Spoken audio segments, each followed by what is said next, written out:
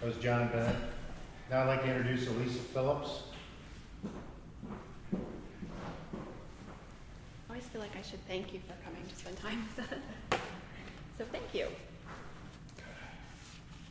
Wednesday. It was a day like any other, only it was Wednesday. The fall grass green and the sky radiant blue. This is the day she appeared, not arrived or came or showed up, because it was rather like magic. 1 minute speaking to a friend on my cell phone, the next chasing slow-moving, grumpy children from the middle of the street, then settled on the stoop, basking in the lunchtime sun, when poof, there she is, quiet, curious, sleek and lean, hungry for us, hungry. We fed her and she strayed. Hungry, she returned and stayed.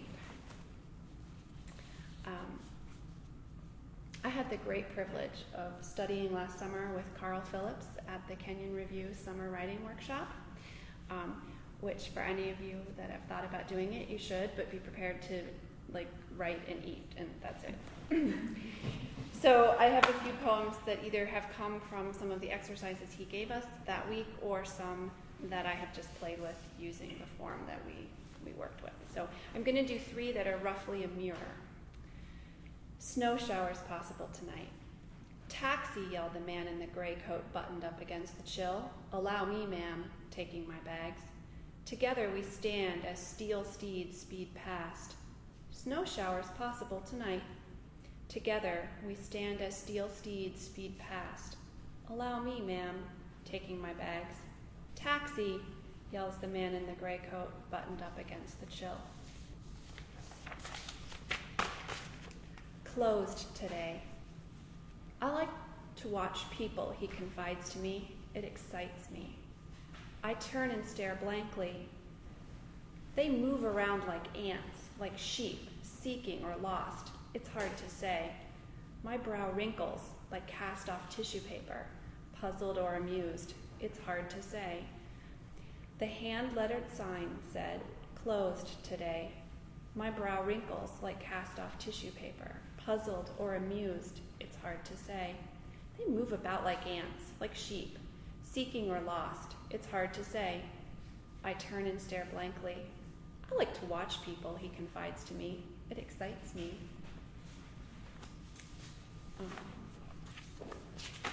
I also have written some microfiction, so I'll share one of my favorites. I called it Pine Boxes. Don't need nothing more than a plain old pine box to meet your maker. We all be naked at them gates, Janie girl. Papa built pine boxes. For Christmas one year, he made a small box for under my pillow, for my worries. The next year, a bigger one for my night table. The older a person gets means the bigger the worries. I decided I didn't want to get too old, because the pine boxes Papa made for old Mr. Fellows were always man-sized. Imagine all the worries you could fit in there. He be comin', Janie, you best be getting on now, Mrs. Hubbard said. He be comin', only I don't know who he is. Her hair was white like Christmas snow. She always wore her black buttoned-up sweater backwards. Everybody said she was crazy. My mama told me once never to point and whisper. Be bad manners, Janie girl. I wondered if bad manners and he had any connection. Janie girl, he be comin' for sure this time. Feels it in my bones, Mrs. Hubbard wheezed as she swept the snow off the walk. I nodded. I still didn't know who he was and settled for myself it'd be bad manners to ask. The next morning I rode into town with Papa, a pine box, fresh and pale, in the bed of his old Ford. We pulled up in front of Mrs. Hubbard's. Boot prints matted down the snow on her walk. He came for her, Janie girl. Her maker came for her last night. I looked at the pine box. I guess once he arrives, you've got no more worries to care about. I stayed in the truck, glad my worries still fit in the small pine box, clutched tightly in my hand.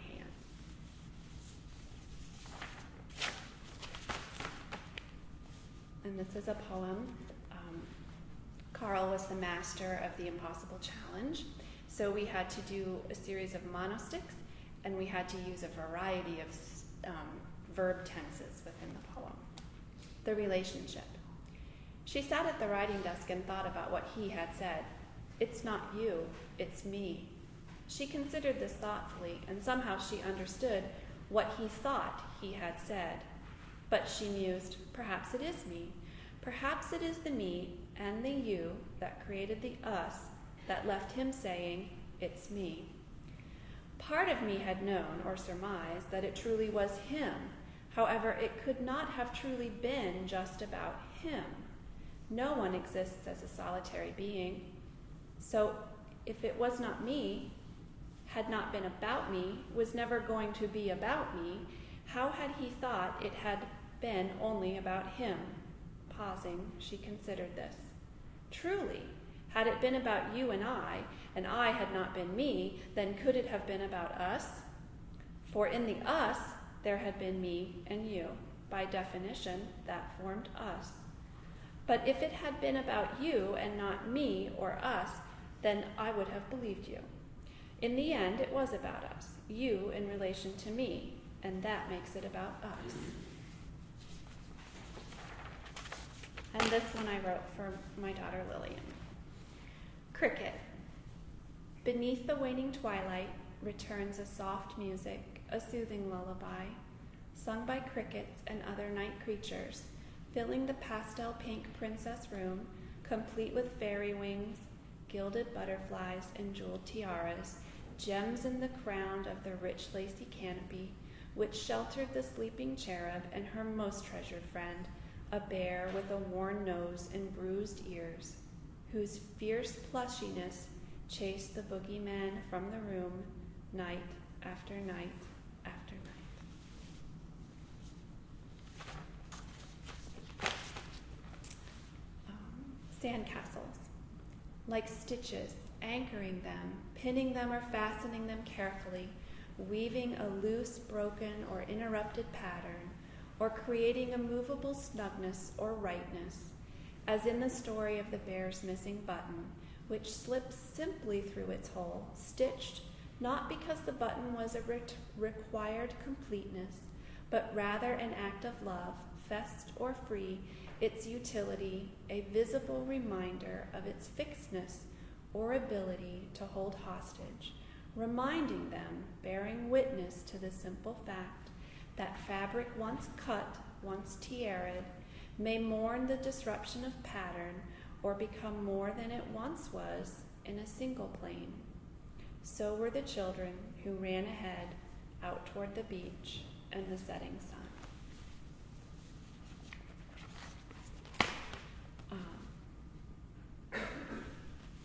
Because sometimes you just need a little challenge.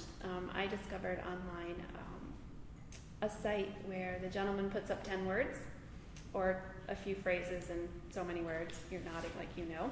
And you give it your best shot. So this is sort of a partially completed work that I will share with you that I wrote using this list of really crazy words. Calling it the Blue Dragon might have made more sense. Instead, the sign read Blue Dinosaur, in block letters, a faded blue, which had never been navy, but had at one time been brighter, bluer. Under the simple sign was a window, large and gleaming. Unlike the sign, the window had a life of its own.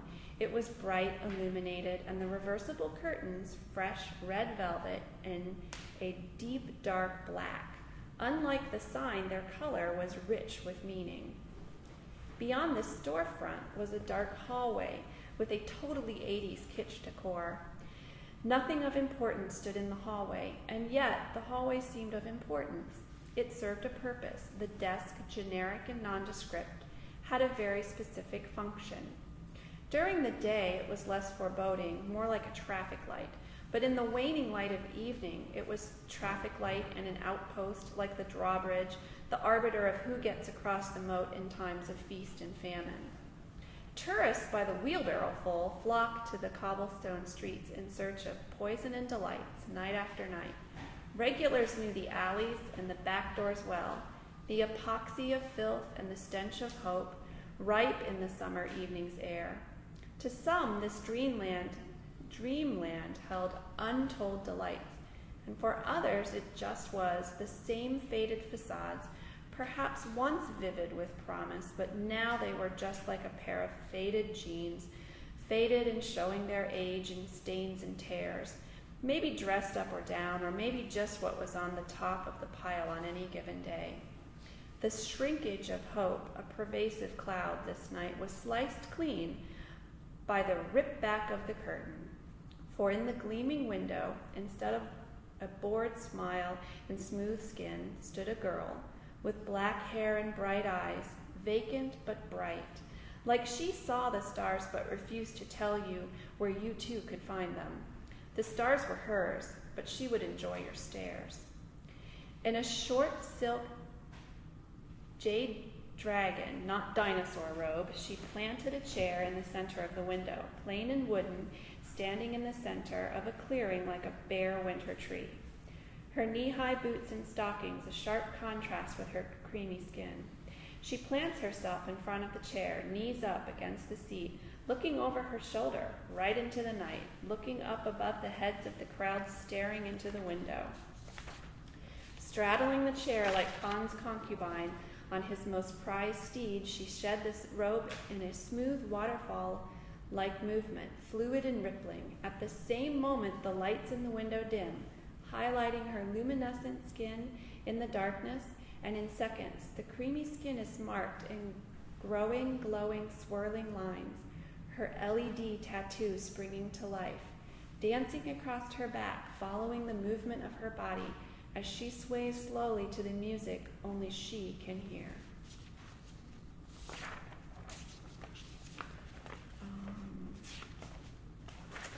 I will do one more. So this is a poem utilizing the same website. I played with the words they gave us, and I will admit to omitting a few. My mother said, "Boy, you have the stance of a giraffe, too tall for your own good, standing there looking over everyone's heads, even when staring at their knees." My mother said, "Boy, your sister is like a seagull, always searching here, there, everywhere." I wondered, do seagulls search for something like patience, shelter, trinkets? And was it possible the giraffe stood tall, as if to dare its prideful stance, saying, "Go ahead, just try and knock me down"? Thank you.